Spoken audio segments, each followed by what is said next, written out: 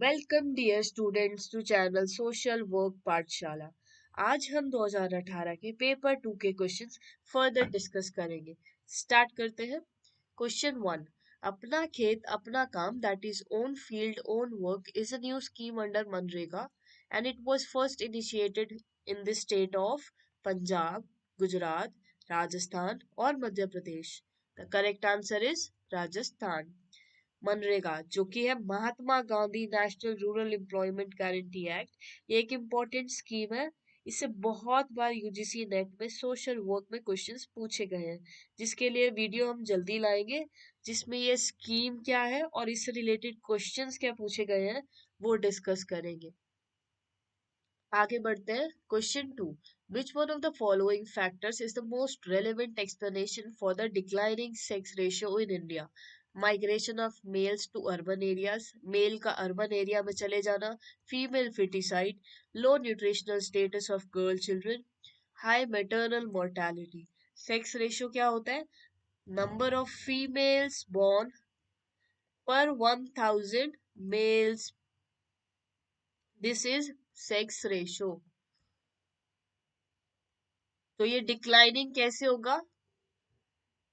जब number of males ज्यादा born होंगे और फीमेल्स कम। तो इसका मोस्ट रेलेवेंट एक्सप्लेनेशन क्या है? Female foeticide. ये कुछ और फैक्टर्स रिस्पॉन्सिबल है फॉर डिक्लाइनिंग सेक्स रेशो, जैसे prenatal sex determination, patriarchal societies जहाँ पे सिर्फ बॉय चाइल्ड की इच्छा होती है, उनके अगेंस्ट प्रेजुडिस होती है गर्ल्स चाइल्ड के अगेंस्ट, और उनको लगता है कि बॉय चाइल्ड ज्यादा अच्छा है, डिस्क्रिमिनेशन होता है गर्ल चाइल्ड के against. Women work is always socially devalued with limited autonomy in decision making. Women's की कोई डिसीजन मेकिंग में कोई वो ही नहीं होती, ऑटोनॉमी नहीं होती, कोई उनकी बात ही नहीं सुनता कि उन्हें क्या चाहिए।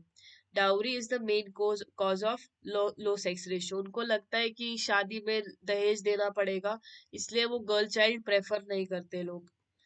Infant and maternal mortality.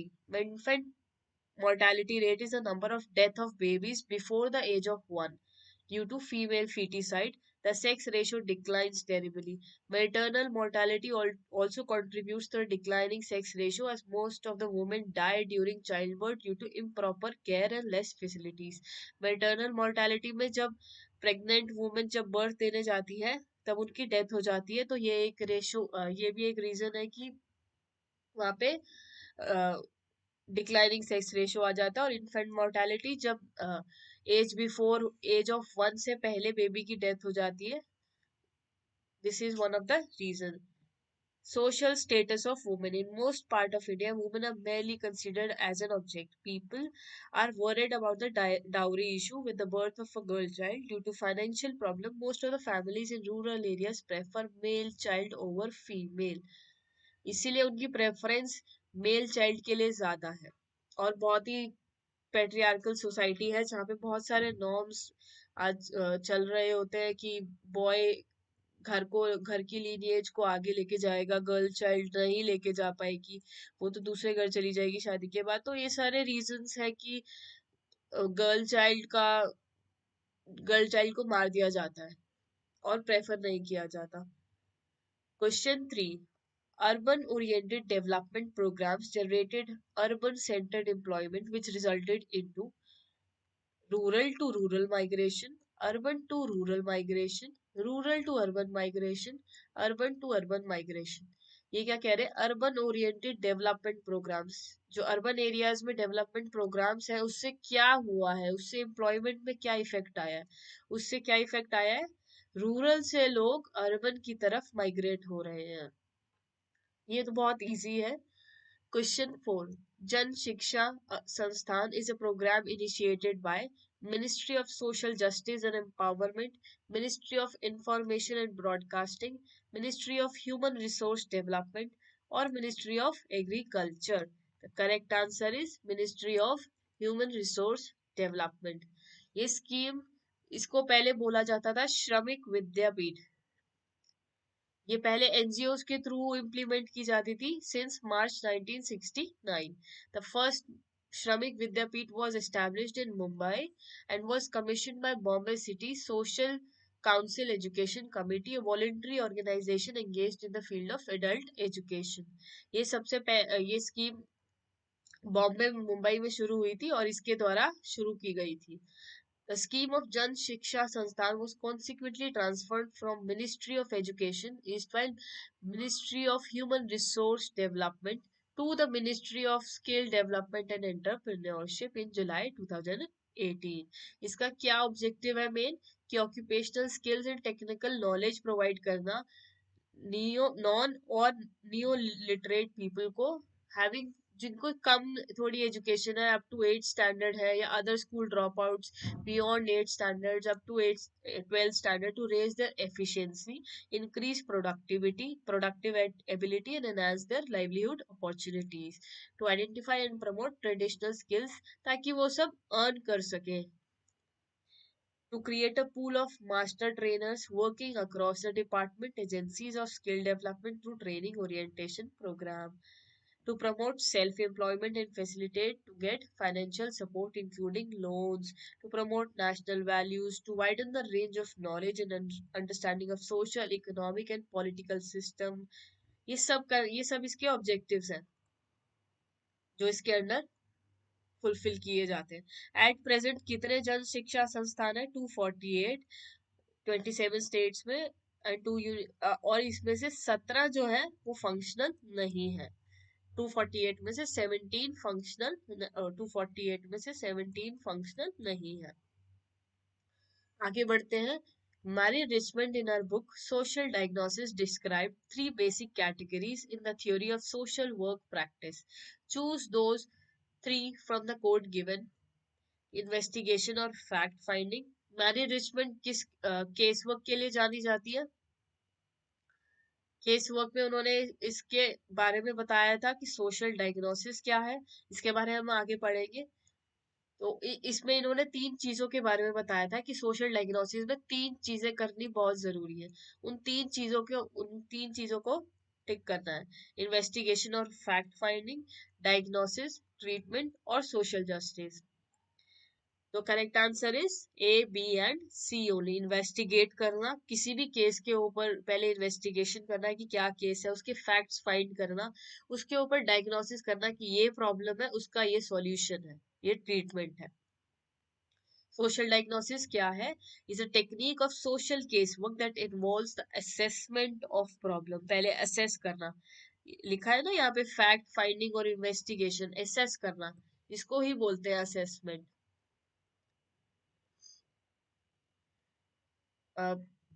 Of the problem the person is facing. It aims to understand the nature and causes of the problem. Nature and cause of the problem को करना, डायग्नोज करना कि प्रॉब्लम क्या है और नेचर ऑफ प्रॉब्लम क्या है. The goals and needs of the person who seeks help and the resources and services of the agency that can offer help. सिर्फ पर्सन के पर्सपेक्टिव से नहीं, और एजेंसी के पर्सपेक्टिव से भी देखना कि वो कैपेबल है इस प्रॉब्लम को सॉल्व करने के लिए, मतलब उसके अंडर ये प्रॉब्लम सॉल्व होती है, वो ये सर्विसेज देते हैं या नहीं, उनके पास ये रिसोर्सेज है या नहीं इस प्रॉब्लम को सॉल्व करने के लिए. तो इस चीज का सोशल डायग्नोसिस करना. Cultural differences are emphasized in which year's Human Development Report? 2002, 2003, 4 or 6? The correct answer is Human Development Report of 2004. उसमें cultural differences के बारे में emphasize किया गया है. Human Development Report 2004. Human development is the first and foremost about allowing people to lead the kind of life they choose and providing them with the tools and opportunities to make those choices. क्या क्या है human development? ये है कि लोगों को allow करना कि वो जैसी जिंदगी जीना चाहते हैं, मतलब जो जैसी जिंदगी जीना चाहते हैं उनको जीने देना, और उनको टूल्स प्रोवाइड करना और अपॉर्चुनिटीज प्रोवाइड करना ताकि वो चॉइसेस बना पाए. 2004 में रिपोर्ट आई थी ह्यूमन डेवलपमेंट रिपोर्ट. ये यूएनडीपी द्वारा रिलीज की जाती है, United Nations development programme. Builds on that analysis by carefully examining and rejecting claims that cultural differences necessarily lead to social, economic political conflict or that inherent cultural rights should supersede political and economic ones. ये क्या कह रहा है कि cultural differences जो आ रहे हैं ना वो लीड करते हैं social economic and political conflict के लिए। मतलब वो कारण है जो कल्चरल डिफरेंसेस है उसकी वजह से ये सारी कॉन्फ्लिक्ट्स होते हैं। या फिर कह लो कि इनहेरेंट कल्चरल राइट, जो इनहेरेंट कल्चरल राइट्स होते हैं उनको सुपरसीड करना वो ज्यादा इंपॉर्टेंट है पॉलिटिकल और इकोनॉमिक राइट्स से। पॉलिटिकल और इकोनॉमिक राइट्स से ज्यादा इंपॉर्टेंट क्या है? कल्चरल राइट लोगों को देना। Instead, it provides a powerful argument for finding ways to delight in our differences. क्या कह रहे हैं कि इतने differences होने के बाद भी हमें उसमें delight feel करना चाहिए। It also offers some concrete ideas on what it means in practice to build and manage the politics of identity and culture in a manner consistent with the bedrock principles of human development. Human development में एक culture का important अहम हिस्सा है, तो इसके साथ consistent होना चाहिए। कल्चर के साथ ह्यूमन डेवलपमेंट कंसिस्टेंट होना चाहिए।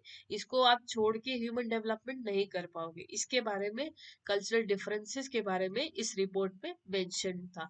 कल्चरल लिबर्टी के बारे में भी मेंशन था और मल्टी कल्चरल डेमोक्रेसी के बारे में भी मेंशन था। आप ये सब, cultural liberty is a vital part of human development because being able to choose one's identity is important in leading a full life. Cultural liberty मतलब freedom, कि वो चुन सकता है खुद से कि उसकी आइडेंटिटी क्या है और वो कैसी लाइफ लीड करना चाहता है। Cultural liberty allows people to live the life they value without being excluded from other choices important to them such as education, health और जॉब अपॉर्चुनिटीज। क्या कहना चाह रहे हैं कि वो अपनी वो जैसी वो लाइफ चाहता है वो जी सकता है, बट उसको उस बिहाफ पे एजुकेशन, हेल्थ और जॉब अपॉर्चुनिटीज से वो नहीं करना चाहिए। उसको ये भी मिलना चाहिए और जैसी वो लाइफ जीना चाहता है कल्चरली वो भी उसी की इच्छा होनी चाहिए। Several emerging models of multicultural democracy provide effective mechanism for power sharing between cultural diverse group. Power sharing arrangements have broadly proven to be critical in resolving tensions. Multicultural policies that recognize differences between groups are needed to address injustice historically rooted and socially entrenched। क्या कहने चाह रहे हैं कि multi cultural जो policies है जो आनी चाहिए, जो रिकॉग्नाइज करे डिफरेंस ग्रुप्स में और इनजस्टिस को एड्रेस करे, जो हिस्टोरिकली बहुत ही रूटेड है हमारे समाज में, उनको एड्रेस करें। Question 7, assertion. Social stratification means division of society into different strata, which involves a hierarchy of social groups. Reason. All societies are stratified either based on class, caste, system. क्या है social stratification? पहले जानते हैं correct क्या है। Correct answer है A and R R correct. ये दोनों करेक्ट, स्टेटमेंट भी, असर्शन भी करेक्ट है और रीजन भी करेक्ट है। पहले जानते हैं सोशल स्ट्रैटिफिकेशन क्या है। Society's categorisation of its people into ranking of socio economic tiers based on wealth, income, race, education और पावर। एक स्ट्राटा बन जाता है कि ये ऐसे पावर के बेसिस पे एक स्ट्राटा बन जाता है कि इनके पास ज्यादा पावर है, और इनकम के हिसाब से कि स्ट्राटा बन जाता है कि रिच है, पुअर है, ऐसे स्ट्राटा बन जाता है। तो उस सोशल स्ट्रैटिफिकेशन का division means division of society into different strata which involves a hierarchy of social groups। hierarchy हो जाती है उस ग्रुप social groups की।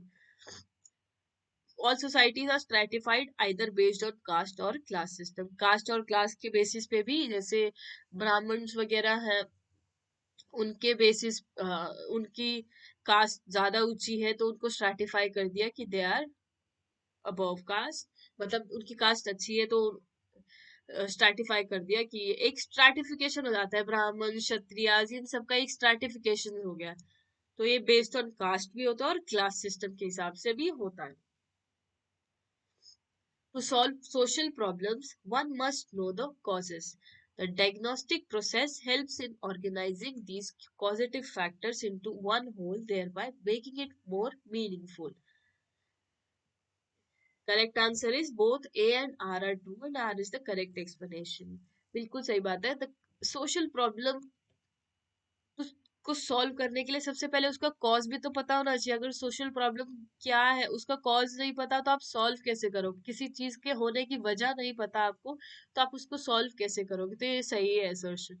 तो डायग्नोस्टिक प्रोसेस में क्या होता है? हेल्प्स इन ऑर्गेनाइजिंग दीज, ये जो सारे जो फैक्टर्स है जो कॉज कर रहे हैं उस प्रॉब्लम को, इनटू वन होल. उसको एक एक पूरे होल में मतलब एक ये बता देते हैं कि इस वजह से, मेन इस वजह से ये प्रॉब्लम हो रही है, there by making it more meaningful. I hope ये लाइन समझ आ रही हो कि क्या रीजन दे रहे हैं. कि ये जो सारे फैक्टर्स है किसी भी एक सोशल प्रॉब्लम को सॉल्व करने के लिए नंबर ऑफ फैक्टर्स हो सकते हैं, एक दो तीन चार. तो डायग्नोस्टिक प्रोसेस में क्या होता है कि इन सब को देख के, ये सारे पॉजिटिव फैक्टर्स को देख के ऑर्गेनाइज करते हैं. डायग्नोस्टिक प्रोसेस में ऑर्गेनाइज करते हैं कि सबसे मेन रीजन क्या है इस सोशल प्रॉब्लम का, और उसका एक एक निचोड़ निकाल लेते हैं कि ये एक मेन रीजन है. इसी को बोलते हैं diagnostic process. Please like share and subscribe my channel. Thank you.